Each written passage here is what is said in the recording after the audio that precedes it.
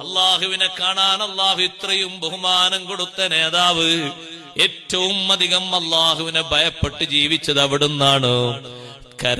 കരഞ്ഞിട്ട് തങ്ങളുടെ മുസല്ല മുഴുവനും നനഞ്ഞ്, അതുപോലെ തന്നെ താടിരോമങ്ങളൊക്കെ നനഞ്ഞ്, സുജൂദിന്റെ സ്ഥലങ്ങളൊക്കെ നനഞ്ഞ്, മാറിടം മുഴുവനും നനഞ്ഞ്, ആ കരച്ചിലിന്റെ രംഗം കണ്ട രാത്രിയെപ്പറ്റി ബീവി ആയിഷ റളിയല്ലാഹു അൻഹ പറയുന്നുണ്ട്, എന്റെ ജീവിതത്തിൽ ഞാൻ കണ്ട ഏറ്റവും വലിയ അത്ഭുതമുള്ള സംഭവം മുത്തുനബി സല്ലല്ലാഹു അലൈഹി വസല്ലമ തങ്ങൾ ഒരു രാത്രി കരഞ്ഞുകൂട്ടിയതാണ്.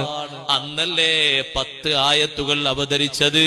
സൂറത്തു ആലു ഇമ്രാന്റെ അവസാനത്തിലുള്ള 10 ആയത്തുകൾ എല്ലാ ദിവസവും രാവിലെ ആകാശഗംഗയിലേക്കും ഭൂമിയുടെ വിവിധ ഭാഗങ്ങളിലേക്കും അള്ളാഹു നൽകിയിരിക്കുന്ന പ്രകൃതിയുടെ സംവിധാനങ്ങളിലേക്കും നോക്കിയിട്ട് ഓരോ വിശ്വാസിയും ഓതൽ സുന്നത്തുണ്ട്.